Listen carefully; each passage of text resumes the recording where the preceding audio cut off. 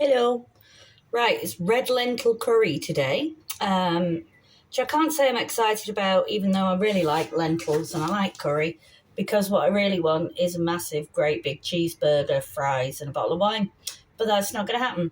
So I have a pan, my trusty pan, and I have actually put 1 tablespoon of olive oil into my trusty pan, which has probably increased the calories by about double.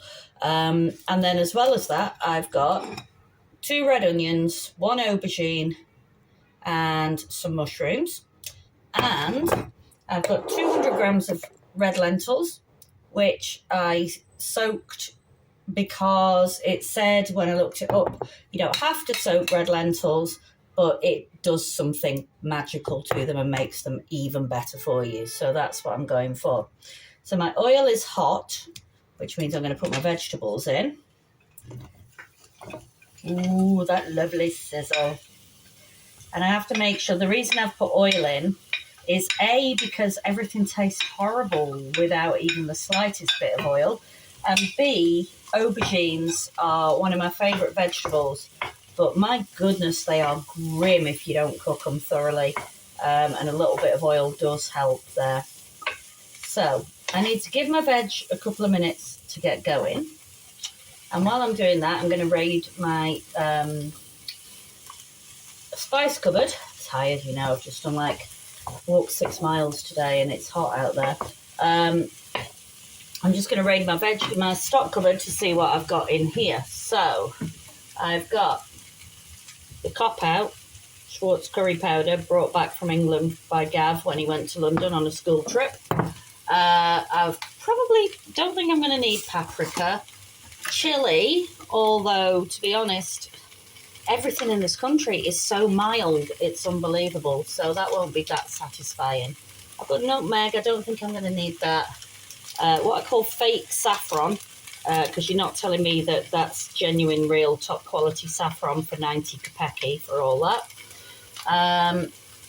I've got my ginger, which should heat the curry up, but it's Azerbaijan ginger, so it's really mild.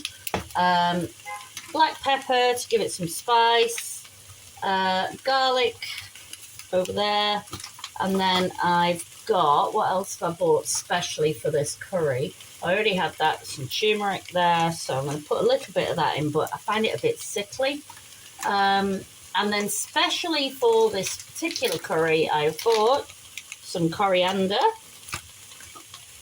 some cumin seeds, and the recipe I looked up wanted creamed coconut, but A, God knows where I'm going to find that, and B, it's going to be full of calories. So I got some ground coconut instead, and I'm just going to throw that in because I think that's less.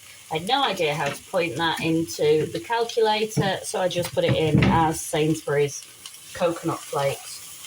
So it's probably not that bad because I think they're desiccated and sweetened, and this is just natural stuff. So as my veg is going along, oh, I have one more ingredient, like chopped tomatoes, always good. If this opens, it'll be a miracle because usually I have to stab the top of these packets to get them to open. The jars are like, yeah, this is going to last you forever because you won't be able to get it open in the first place. Let's see. Nah, see, won't open. So, do this, let the air out, and then it opens. Miraculous. Okay, so what do we do when we're making a curry? I was always taught that a pinch of salt had to go in the pot if you're making a curry for the spices to really take. I feel a bit bad about salt because, heart, but I am going to put a tiny pinch in. This is starting to soften a little bit, but I'm going to give it a bit longer yet. Because I can smell uncooked aubergine and it's never a good feeling. So the recipe said I should get my veg going, and then it said I should put my spices in, and you need to cook the spices with your veg for a couple of minutes to get them to release their flavours. And then it said to toss the lentils in and to start adding the tomato puree. So then I suppose after that I'll just reduce it down and I'll just let it cook for half an hour and see what happens to it. You know, aubergines are one of my favourite vegetables, but only when they're cooked really well. And really, the best way to cook an aubergine is in about an inch of oil and just fry it. Even better, dip it in an egg and flour and then fry it. Most delicious thing you'll ever eat. Like this, not as brilliant, but hopefully it'll still taste good. So that's starting to, the mushroom's doing well. The onions are starting to cook nicely. The aubergine, of course, is just staring at me in a slightly green fashion. So I'm just going to put a tiny, literally a pinch of salt in there just to get it going. It's a few flakes, that's not going to kill me. And then, like I say, I'm not a careful cook, so I'll just put things in as and when. So I'm going to start with cumin. Put big pinch things because I want it to taste of something. So I know I should put these in a pestle and mortar, cumin seeds. I ain't got one. So a couple of, oh, what the hell, put a bit more of that in. Chilli. It's actually quite hot, this chilli, so I'll just put that much in. A bit of black pepper. Need to get some more black pepper, that's nearly on its way out. The fake saffron, I can use that with far more generosity than I would use real saffron. A, because it doesn't taste of anything, and B, because it was 90 kopecki. Then I need to open my coriander. Then, once you put your coriander and your cumin in, it starts smelling like a curry, doesn't it? So, coriander going in. Again, I've ruined that. Quite a generous heap of coriander, because it's going to be a big curry, I think, once it's done.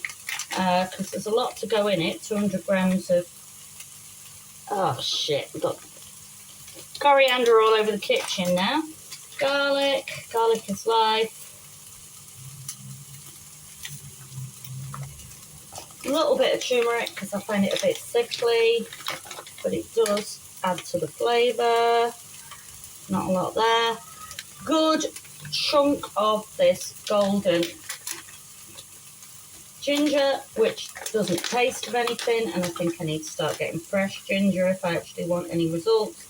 Putting a good bit of that in because it's tasteless, and then a shake of curry powder, big lug of curry powder. I like my flavour, what am I going to say? Okay, so that's going to be too dry now, and the spices are going to burn because there's not enough oil for them to absorb.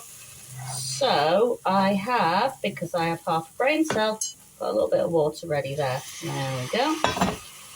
And that will allow it to make into a paste. Look, it's making a paste. Look.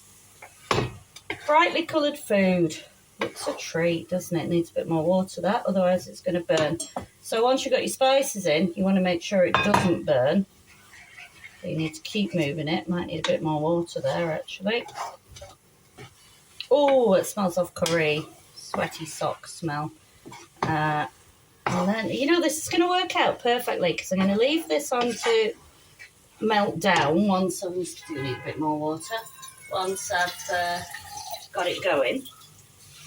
There we go. And then Chris is going to phone me at 6 o'clock, and that's going to keep me occupied. Looks nice, eh? Right, so with those spices, just let's have another minute on that. Ah, the coconut stuff. Oh, I need to find a pot now to put my coriander in because it's gone absolutely everywhere. But I have got loads of spare jars. Okay, coconut now or coconut? Yeah, you know what? I'm going to do it coconut now because it wants to be flavoured, doesn't it? Right, there we go. I think I put 40 grams into my calculator, which was silly because this whole pot is only 60 grams and I've just used about 1 spoonful of it. Right, so put that in. Should smell all coconutty now and delicious, please, curry. Put a bit more of that in actually, it's made it go nice. A bit more water because it's drying up again. That's good, that means my aubergines are absorbing all that water and they're cooking. And then I need to, my spices have had their minutes. I've got it on a high heat as well, so it's really absorbing it all up. Yeah, doesn't that look nice? I'm going to put my lentils in. So, spoon. Okay, because these have been soaking in water overnight. I don't particularly want a load of lentil water in my pot. So I need to add these and toss these around. Apparently, I don't know why soaking lentils makes something magical happen, but everything I read about cooking them, because I like lentils, but I never actually cook with them. I just buy them, you know, when something's got lentils in the recipe, I'm like dal or something like that. I'm like, oh yeah, hell yeah, give me some of that. Never actually make it for myself. Right, so that's all my lentils gone in. Tell you what, my washing up load has trebled as well doing all this cooking. Right, actually, you know what? I've put this down as 3 portions and I'll be lucky if it makes 2. I thought the lentils would go further than that, but clearly not. Right, so mix my lentils in. I didn't realise I was on the camera there. I'm trying to avoid it since I'm all red in the face from my walk.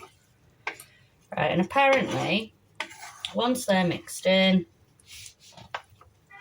cooking with vegan stuff.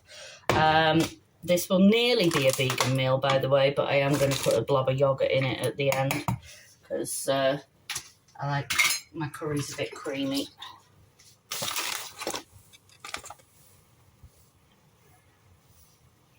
And the good thing is, if it's not hot enough, I can always put some chilli flakes on the top of it when I serve it up.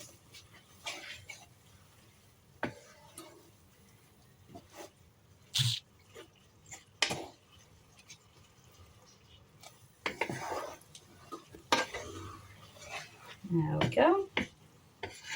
Right, so I reckon, and it's time for these. These are great, these. It's like, wait, 2 manna, and 5 big plum tomatoes in there, and they will break down as the cooking's going on. So all I need to do is break them down a little bit to start off, and then mix them in. Oh, I love colourful food, you know. It does look good when it's full of colour, doesn't it? I'll get them mixed up. And then I'm just going to leave it, you know. I'm going to leave it half an hour, let it do its thing, see what happens. From experience, these tomatoes do break up pretty well, so.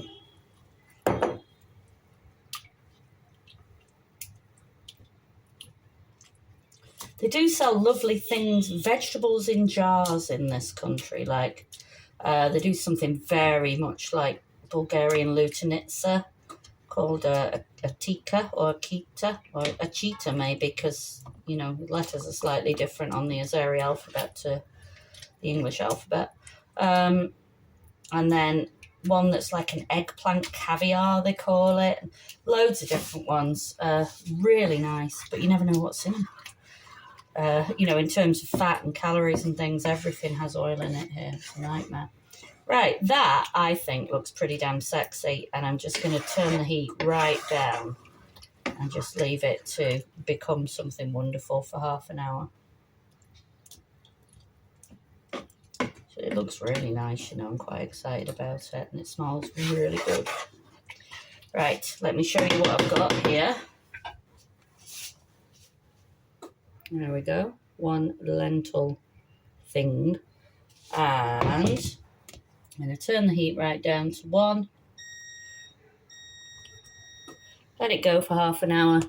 I'll catch you when I'm ready to put everything else in it. Right, that took slightly longer than 20 minutes, more like an hour, because I tried the lentils after about 25 minutes, and they were a little bit more al dente than I wanted them to be. So I've got this. This is 1.5% yogurt. So I'm just going to pop that in there now. A couple of tablespoons of that. Oh, dessert spoons. Mix that in. It does smell good, it's as predicted. Very mild. So I put a bit more curry, a bit more spice in it as it was cooking away. Just put a bit of that yogurt in it just to give it a little bit of creaminess. It takes a lot of liquid up, lentils. I put a load more water in it as I was going along. So, there we go. What do we call that? It's not a dal, is it? It's a lentil curry, I think. Smells good, though. I'm going to have it with, I was going to have it with a Turkish shimmer bread, but I've eaten most of it as I've been waiting for it to cook. So, I'm just going to put it in a bowl and enjoy it. I'm not displeased. Still not a burger and chips and a bottle of wine, though, is it? FML.